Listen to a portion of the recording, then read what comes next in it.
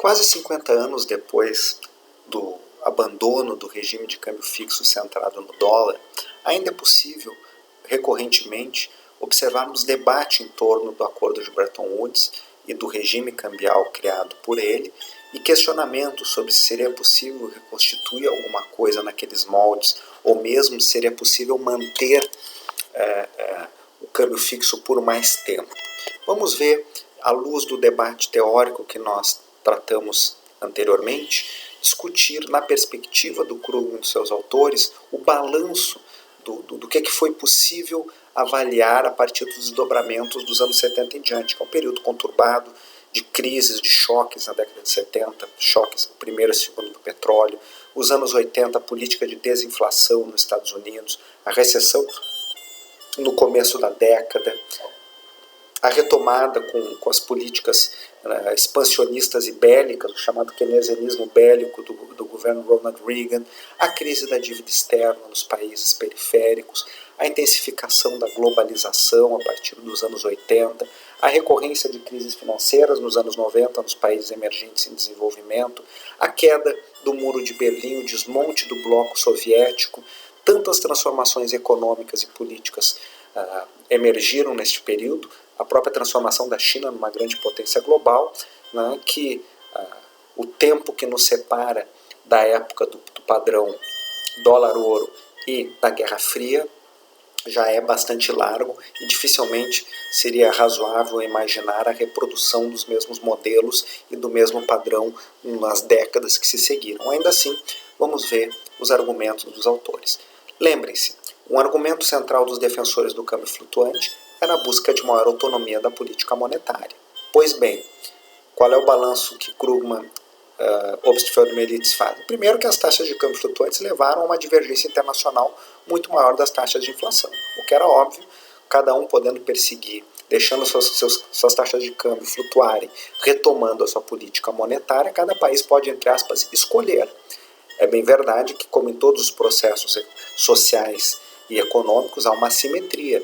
Países grandes e influentes têm a capacidade muito maior de gerir a sua macroeconomia que as economias menores, né? Então não dá para se colocar todos no mesmo patamar. Isso não é o Krugman e seus coautores que estão dizendo, mas nós. Países com inflação elevada tendiam a ter moedas mais fracas do que vizinhos com inflação mais baixa. Se eu estou na Europa, por exemplo, uma é a situação da Alemanha, país de inflação baixa, outra é a Itália, nação de inflação alta.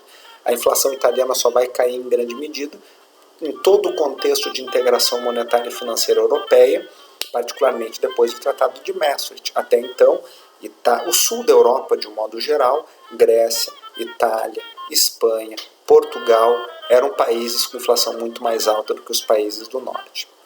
Ademais, no curto prazo, com o câmbio flutuante, mudanças de política monetária e das políticas monetárias e fiscais tinham impactos fora, em outros países. Então há um elemento de convergência de ciclo entre as nações, né, que reduz em grande medida a autonomia da política monetária. Então os países eram autônomos para perseguir as suas metas ou seus desejos de inflação, as suas estratégias, e em uma certa medida sim, com certeza, tanto é que as inflações divergiram. Por outro lado, os choques externos também influenciavam mais essas economias. Nesse aspecto, Krugman e os seus coautores nos lembram que os críticos do câmbio flutuante, defensores do câmbio fixo ou do câmbio administrado, alertavam que seria uma ilusão imaginar a possibilidade de ignorar as flutuações no valor da taxa de câmbio, ou seja, na flutuação da minha moeda frente a outras moedas. Desde a ruptura do acordo de câmbio fixo centrado no dólar, muitos países avançados e emergentes passaram também a seguir adotando, no fundo, estratégias de intervenção cambial para mitigar, reduzir a volatilidade de suas moedas. Isso poderia vir no âmbito de acordos mais locais, especialmente no caso europeu, ou como estratégias individuais. Mas por que os bancos centrais continuaram a fazer o que antes era uma obrigação e agora deixou de ser uma obrigação, interferir no mercado de divisas, né? Por que isso? Ora, para tentar estabilizar suas economias, estabilizar o produto e o nível de preços diante de choques. E para evitar, né, o fato de que mudanças na taxa de câmbio nominal ao alterar a taxa de câmbio real alteram também o preço relativo do produto doméstico frente ao produto estrangeiro. Vale dizer, a competitividade daqueles segmentos de bens comercializáveis. Para pequenas economias abertas, brincar com a taxa de câmbio é um risco, e é um risco grave. O gestor de política econômica, que não é o ideólogo monetarista, ou que não é o teórico acadêmico, ele sabe muito bem, né, que o mundo real é complexo, e deixar o câmbio flutuar muito é um problema. Mudanças monetárias tiveram um impacto de curto prazo muito maior sobre a taxa de câmbio real com o regime de câmbio flutuante do que com a taxa de câmbio fixa. É algo da realidade, é algo da vida.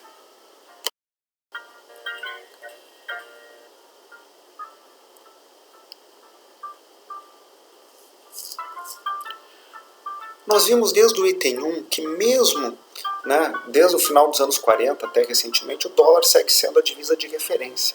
Então a ideia de que os Estados Unidos deixariam de ter uma maior autonomia, para usar a expressão do Cohen, ou que o sistema internacional passaria a ter ajustes mais simétricos, é algo difícil de enquadrar dentro da realidade de que, mesmo com o câmbio flutuante entre as principais moedas, o sistema continuou funcionando de uma forma bastante similar, com países mantendo reservas em dólares, tal qual o sistema estabelecido em Bretton Woods. Então essa simetria não era tão simétrica quanto se imaginava. Por outro lado, boa parte das evidências empíricas vão no sentido de constatar que a flutuação da taxa de câmbio não evita crises, por óbvio, mas funciona como um amortecedor. Nós vimos estilizadamente no modelo ADD que uma crise de demanda diante de um câmbio flutuante ela é menor e a recuperação potencialmente pode ser mais rápida. De fato, a livre flutuação não evitou crises, não evitou choques, mas ajudou a amortecê-los. Isso é algo que aparece como evidência muito robusta em estudos os mais diversos, mas na sequência nós vamos mostrar alguns desses estudos do FMI.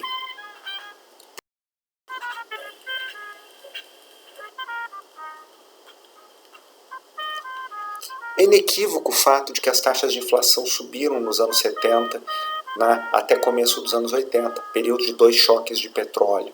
Se o regime de câmbio flutuante é responsável ou não sobre isso já é mais polêmico. O fato é que as restrições, particularmente as restrições fiscais e externas, diminuíram.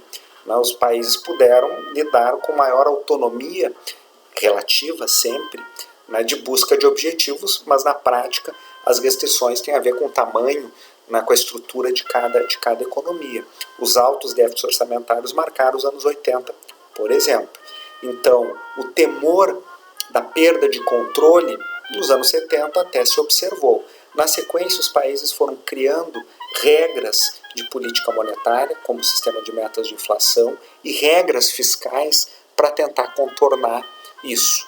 Então, um balanço mais razoável pode nos dizer que o padrão ouro ajudou a criar uma certa disciplina, que o seu abandono gerou alguma instabilidade, mas que foi possível a construção de novas âncoras institucionais para a política monetária e para a política fiscal.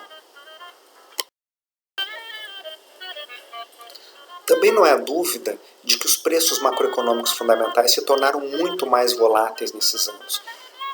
Mesmo não sendo objeto deste capítulo, as crises financeiras, as crises bancárias também foram abundantes.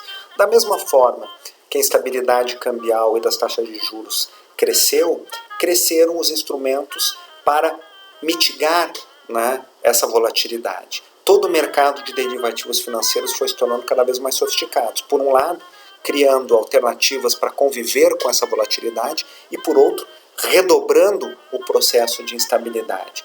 Então, a financiarização dos preços macroeconômicos, da taxa de câmbio, da taxa de juros, produz elementos desestabilizadores, elementos potencializadores de ganhos financeiros nos mercados de derivativos e passa a ser uma realidade marcante dos anos 70 para cá, algo que nós vamos retomar também lá no nosso item 6.4 no balanço da globalização financeira. A despeito dessa instabilidade e da volatilidade dos principais preços macroeconômicos, o temor dos críticos ao câmbio flutuante de que o comércio global iria recuar e de que os investimentos internacionais produtivos também iriam recuar não aconteceu. Movidos por uma crescente liberalização econômica, comercial e financeira, por políticas de desregulamentação nos mais diversos setores, a globalização moderna, com maior integração comercial e financeira, ganhou força, particularmente dos anos 80 em diante.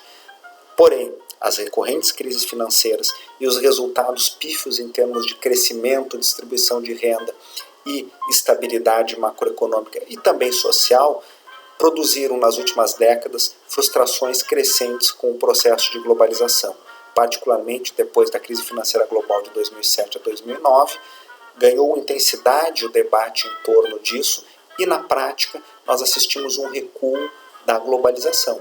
O termo desglobalização emerge e torna-se recorrente. Se essa desglobalização é uma tendência que veio para ficar, não sabemos, mas certamente é algo que merece a nossa reflexão, por isso que nós abrimos um espacinho no programa no item 6.4, para tratar com maior detalhamento dessa discussão.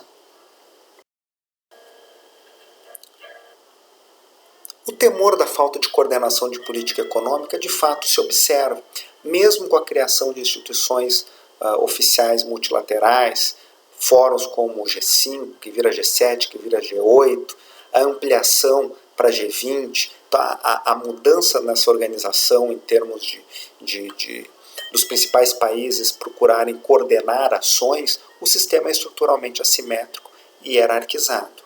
Na existência de um regime de câmbio flutuante não promoveu a coordenação de política econômica por si só. Este é um problema que vai sendo recorrente e que, em momentos de crise, gera a necessidade de nova institucionalidade a ser criada, e isso é feito sempre dentro de limites estreitos dos conflitos entre os principais poderes.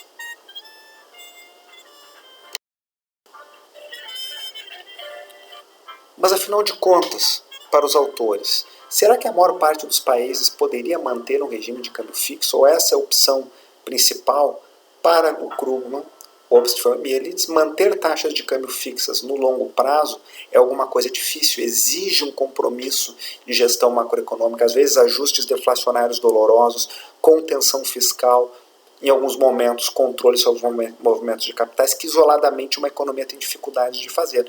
Mesmo multilateralmente, como nós vimos nos anos 50, 60, até o comecinho dos 70, as dificuldades não eram poucas. Então, imaginar isoladamente uma economia, um conjunto de economias adotando isso sem um anteparo institucional é complicado. No contexto europeu, se buscou exatamente, a partir do começo dos anos 70, acordos, arranjos, mecanismos de compensação, o que não tornou a vida necessariamente tranquila, sem crises como as crises do começo dos anos 90.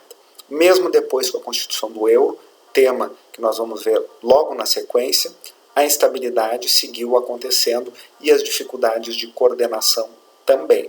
As taxas de câmbio fixa não necessariamente proporcionam todos os benefícios sugeridos e imaginados pelos seus defensores.